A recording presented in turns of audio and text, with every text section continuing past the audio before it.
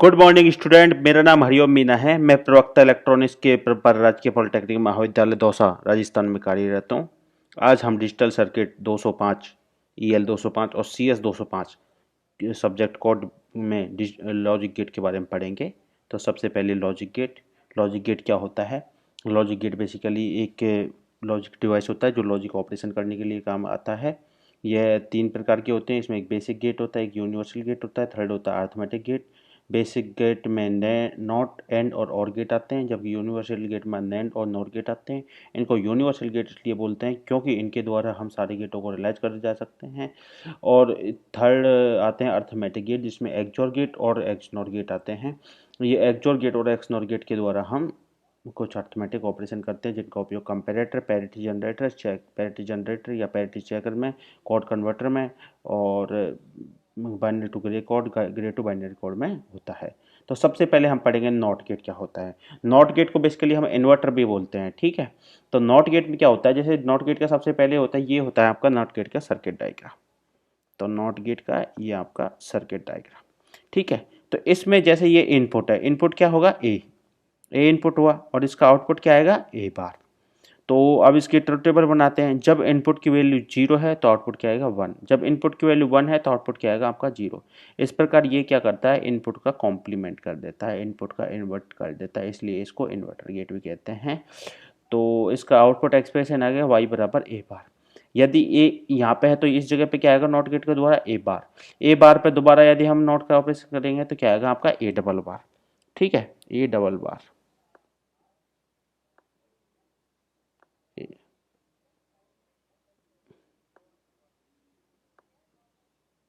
A double bar. A double bar को अपन क्या लिख देते हैं, जैसे ये मैंने लिख दिया, ये हो नहीं रहा मेरे पे। तो ए डबल बार को अपन क्या लिखते हैं, ए डबल बार को अपन लिखते हैं बुलियन एल्जेब्रा में ए। इसी प्रकार यहाँ पे ए है तो इस जगह पे क्या आ जाएगा आपका ए,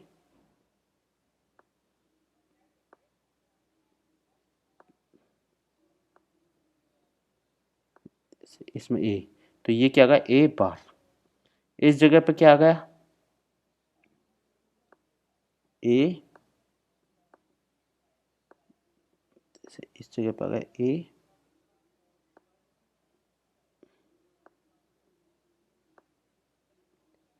ए डबल बार। मैंने बताया ए डबल बार क्या लिख देते हैं ए, तो ए आ जाएगा।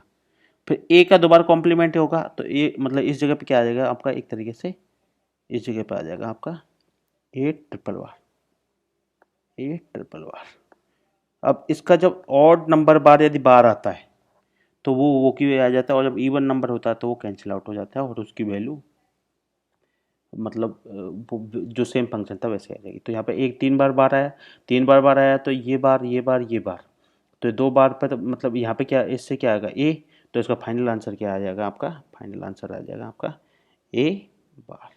ये हो गया आपका नॉट गेट। तो नॉट गेट की एप्लीकेशन है कि नॉट गेट कैसे काम किया है, नॉट गेट, ठीक है। अब ए एक का इनपुट इसमें नॉट में करेंगे तो आउटपुट क्या आएगा, ए बार का जब यदि इनपुट में जाएगा तो उसका ए बार पे ए डबल बार आ जाएगा यहाँ पर आउटपुट, ए डबल बार यहाँ पे आ जाएगा तो कॉम्प्लीमेंट, तो इसको लिख देंगे अपन ए, ठीक है। इस प्रकार आपका नॉट गेट की यहाँ पर हमने क्या क्या देखा, सर्किट डायग्राम देखा, नॉट गेट की ट्रुथ टेबल देखी, उसका एक्सप्रेशन देखा और उसकी एप्लीकेशंस देखी, ठीक है। सिमिलरली अब आगे हम चलते हैं। अब हम पढ़ते हैं एंड गेट। एंड गेट क्या करता है, एंड गेट बेसिकली जो दो इनपुट्स होते हैं इनको क्या करते हैं, इनका एंडेड ऑपरेशन करते हैं। एंडेड ऑपरेशन मतलब क्या होता है, लॉजिकल मल्टीप्लिकेशन वाला ऑपरेशन करता है। तो इसमें क्या होगा, जब इसकी ट्रुथ टेबल बनाएंगे तो ट्रुथ टेबल जैसे हम बनाएंगे तो वाई बराबर जब ए बराबर, तो इसमें इनपुट ट्रुथ टेबल में इनपुट आएगी और ये आउटपुट आएगा। इनपुट क्या क्या है, ए और बी, और आउटपुट क्या है वाई।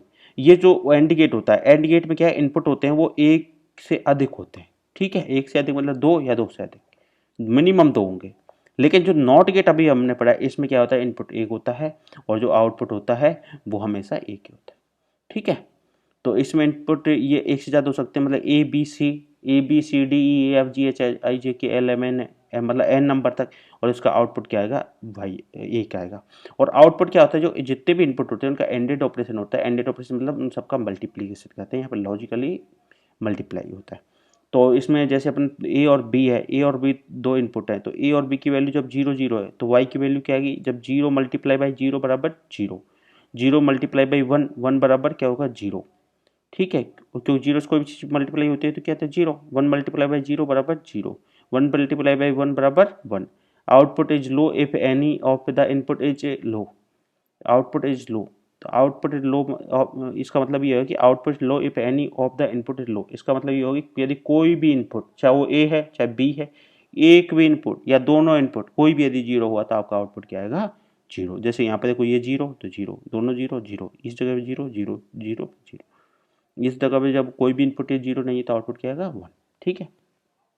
अब पढ़ेंगे हम इसके कम्यूटेटिव लॉ और एसोसिएटिव लॉ, ये क्या होता है सबसे पहले तो इसको देखते हैं।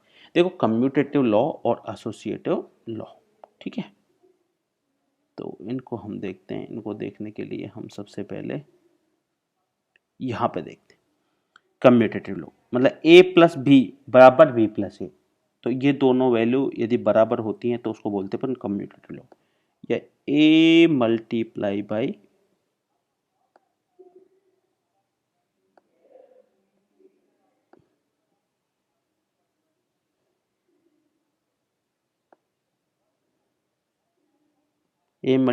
बी बराबर बी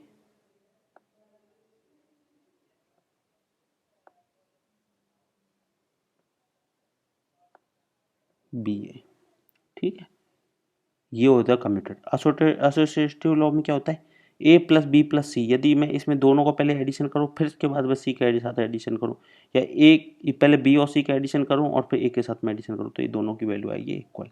या इसको मैं मल्टीप्लाई करके देखूँ ए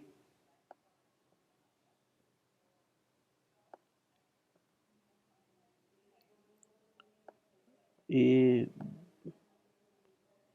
क्या हुआ,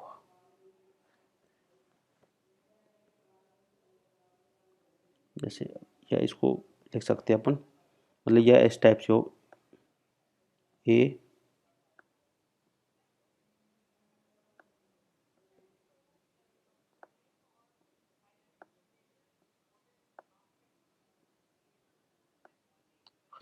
ब्रैकेट ए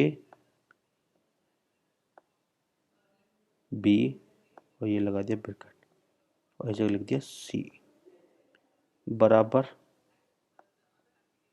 ए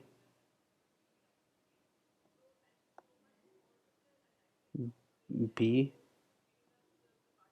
और ये लिख दिया मैंने सी, इसको करो एक को, एक ब्रैकेट लगा दिया मैंने बी सी और यहाँ क्या लिख दिया मैंने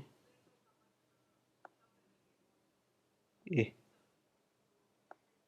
तो ये क्या होगा ए बी सी, मतलब एक बार ए बी को यदि मल्टीप्लाई करके दोबारा सी को मल्टीप्लाई करे तो ये इक्वल टू ए और बी सी, तो ये हो जाएगा आपका एसोसिएटिव लॉ, ठीक है, कम्यूटेटिव लॉ और एसोसिएटिव लॉ। आ गया आपके समझ में, ये एसोसिएटिव और ये दोनों का एडिशन या मल्टीप्लिकेशन उल्टा सुल्टा हो जाए तो वो आपका कम्यूटेटिव। तो इसमें देखो अपन कहाँ चल रहे थे, अपन चल रहे थे एंड गेट पे, तो इसमें अपन सबसे पहले क्या देखेंगे कम्यूटेटिव लॉ। कम्यूटेटिव लॉ में ए बी बराबर बी ए, मतलब एक ए बी यदि हम मल्टीप्लाई करें तब भी इक्वल आएगा, और बी ए बराबर यदि हम बी ए बराबर करेंगे बी ए करेंगे तो भी ए बी और बी ए की वैल्यू आएगी वो इक्वल आएगी, ठीक है, ये एंड गेट के लिए कम्यूटेटिव लॉ हो गया। सिमिलरली यदि मैं इसमें एसोसिएटिव लॉ लगा दें तो ए बी सी या ए बी सी, तो इन दोनों की वैल्यू इक्वल आएगी, ठीक है। तो इस प्रकार ये इसके लिए कम्यूटेटिव लॉ और एसोसिएटिव लॉ दोनों के लिए वैल्यू फॉलो करता है, मतलब दोनों रूल इसके लिए लागू होते हैं, ठीक है, डिसेबल और इनेबल। यदि output in remain zero due to the control input is disable AND gate is not in working state, तो मतलब AND gate is working state, मतलब एंड गेट जब वर्किंग करेगा तो ये मतलब आउटपुट को वैल्यू देगा, आउटपुट की वैल्यू देगा और इनपुट की वैल्यू चेंज करने के हिसाब से वो आउटपुट की वैल्यू को देगा। लेकिन यदि आउटपुट की वैल्यू हमेशा इसकी जीरो रहती है, आउटपुट की वैल्यू जीरो रहती है, तो इसका मतलब कंट्रोल इनपुट इसका डिसेबल है, तो कंट्रोल इनपुट जैसे इसका डिसेबल रहेगा तो जीरो मल्टीप्लाई बाई ये इनपुट, तो इन दोनों को मल्टीप्लाई आउटपुट क्या आएगा जीरो, ठीक है। Thus the output remain in zero due to the control input disable AND gate is not working state, तो गेट आपका क्या होगा, आपका वर्किंग स्टेट में काम नहीं करेगा, ठीक है। तो इसका मतलब ये हुआ कि इसको जो एंड गेट को यदि ऑपरेशन करना है तो एंड गेट के ऑपरेशन के लिए हमें जो इसका कंट्रोल इनपुट है उसको वन रखना पड़ेगा, AND gate is working state, output is changing in enable state. तो ये कब होगा, जब कंट्रोल की वैल्यू 1 होगी, यहाँ पे 1 हो गई तो ये स्टेट, ये क्या हो गया आपका डिसेबल। एक ट्रांजिस्टर लॉजिक होता है जो कि आपने लॉजिक फैमिली में पढ़ा है। यदि इसमें if any input is open, यदि इसका कोई भी इनपुट यदि ओपन होगा तो या फ्लोट होगा, देन वो किसकी तरह काम करेगा, वो 1 की तरह काम करेगा। इसी प्रकार जैसे आपने पढ़ा था एमीटर कपल लॉजिक, ठीक है, ECL, तो उसमें जो फ्लोटिंग इनपुट होता है वो कैसे कार्य करता है, लॉजिक 0। ये आपको ध्यान रखना, TTL में फ्लोटिंग इनपुट क्या कैसे काम करती है, एज ए 1, और उसमें ECL में कैसे करती है, फ्लोटिंग इनपुट एज ए 0, ठीक है। तो ओपन और फ्लोटिंग इनपुट, जैसे ये आपका एंड गेट है, एंड गेट में ये ओपन हो गया, इस पर कोई वैल्यू नहीं रखी और ये ओपन है, तो इसकी वैल्यू क्या मानेंगे हम, 1 मानेंगे, ठीक है। Question occur between mostly from ECL, ठीक है, ये तो वैसे लिखा हुआ है। अब लिखो अनयूज्ड इनपुट, अनयूज्ड इनपुट मतलब जिस इनपुट का कोई यूज नहीं हो रहा तो उसको एंड गेट के लिए 1 होती है, जबकि और गेट के लिए वो 0 होती है। In multiple input AND gate unused input can be connected to logic 1, और लॉजिक 1 से कनेक्ट होने का मतलब ये क्या हो, पुल अप के लिए, और unused can be connected logic 0, इसका मतलब यदि अनयूज्ड इनपुट पर यदि 1 हो तो वो क्या होगा आपका, अनयूज्ड इनपुट का यदि होगा तो वो क्या होगा आपका, अनयूज्ड इनपुट का होते ही उसकी वैल्यू क्या हो जाएगी,